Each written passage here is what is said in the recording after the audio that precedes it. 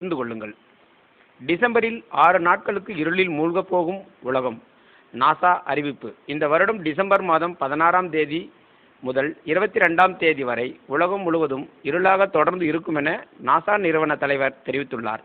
இந்த இருள் சூழ்ந்த நாட்களில் ஓர் பயங்கர சூரிய மண்டல புயல் வீசும் எனவும், அதனால் ஏற்படுகின்ற மாற்றத்தால் தூசி துகள்கள் நிரம்பப் போவதால் சூரிய ஒளி பூமிக்கு வருவது தடைபடும் என்றும் அவர் கூறுகின்றார்.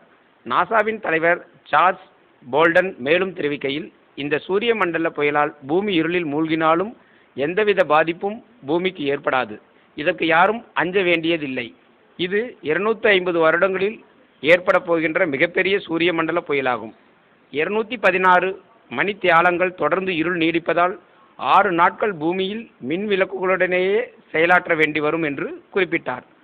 இந்த சம்பந்தமாக மேலதிகாரி விவரங்களை நாசா இணையதளத்தில் பார்வையிட முடியும் என விஞ்ஞானி ஏர்ல் கொடோயில் தெரிவிக்கின்றனர்.